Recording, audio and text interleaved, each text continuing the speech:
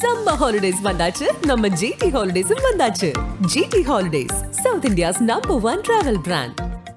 உங்கள் லெஜண்ட் சரோனாவில் தங்க நகைகளுக்கு பவுனுக்கு ரூபாய் 2000 தள்ளுபடி. ஏப்ரல் 22 முதல் மே 4 வரை அக்ஷய திருதியை பொன்னாளில் வாழ்த்துகிறோம். 2D entertainment stone bench films தயாரிப்பில் கார்த்திக் சுப்பராஜ் இயக்கத்தில் சூர்யா நடிக்கும் ரெட்ரோ மே 1 முதல் திரையரங்குகளில்.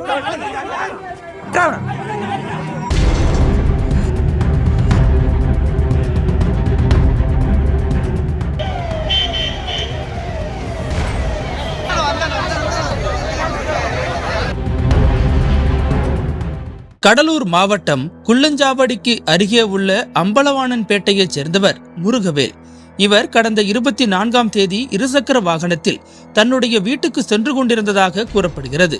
அப்போது அதே பகுதியைச் சேர்ந்த குறிப்பிட்ட சமூகத்தைச் சேர்ந்த இளைஞர்கள் சிலர் அங்குள்ள கோவிலுக்கு அருகில் அமர்ந்து மது குடித்துள்ளனர். இதை பார்த்த முருகவேல், இங்க ஏன் சரக்கு அடிக்கிறீங்க, பக்கத்துல கோவில் இருக்கிறது தெரியாதா, ஒழுங்கா வேற இடத்துக்கு போயிட்டு இதெல்லாம் வச்சுக்கோங்க என அவர்களை தட்டி கேட்டுள்ளார். இதனால் ஆத்திரமடைந்த அந்த போதை கும்பல் முருகவேலை சரமாரியாக தாக்கி உள்ளது.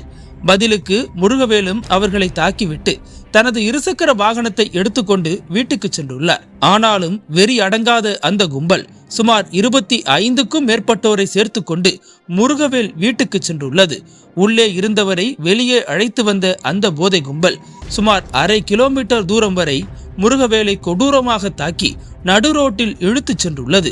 இது குறித்து தகவல் அறிந்து வந்த குள்ளஞ்சாவடி போலீசார் ரத்தம் சொட்ட சொட்ட நடுரோட்டில் மயங்கி கிடந்த முருகவேலை மீட்டு மருத்துவமனையில் அனுமதித்துள்ளனர். இந்த நிலையில் முருகவேல் மீது கொலைவெறி தாக்குதல் நடத்தியதாகவும் இது தொடர்பாக புகார் அளித்து காவல்துறையினர் நடவடிக்கை எடுக்கவில்லை என்றும் முருகவேல் தரப்பினர் மற்றும் கிராம மக்கள் 200க்கும் மேற்பட்டோர் சேர்ந்து சாலை மறியலில் ஈடுபட்டனர். அப்போது அங்கு வந்த மாவட்ட எஸ்பி ஜெயக்குமார் போராட்டத்தில் ஈடுபட்டவர்களுடன் பேச்சுவார்த்தை நடத்தி உரிய தீர்வு எடுக்கப்படும் என கூறியதை தொடர்ந்து அவர்கள் அனைவரும் கலைந்து சென்றனர். இந்த சம்பவம் குறித்து வழக்கு பதிவு செய்த போலீசார் முருகவேல் கொடுத்த புகாரின் அடிப்படையில் 16 பேர் மீது 8 பிரிவுகளின் கீழ் வழக்கு பதிவு செய்துள்ளனர்.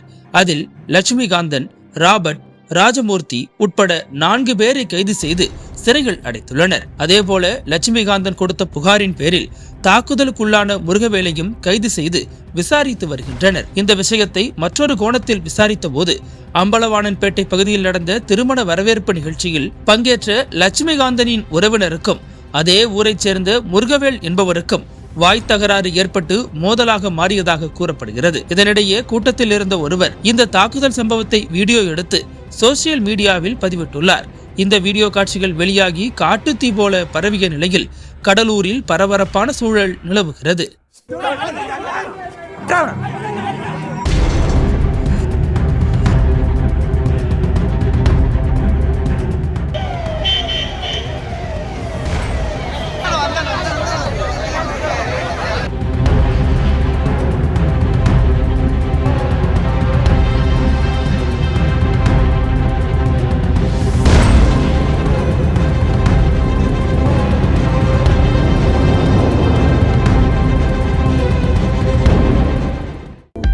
அனல் பறக்கும் செய்திகளை அப்டேட் செய்து கொள்ள நக்கீரன் களத்தை இப்பவே சப்ஸ்கிரைப் பண்ணுங்க.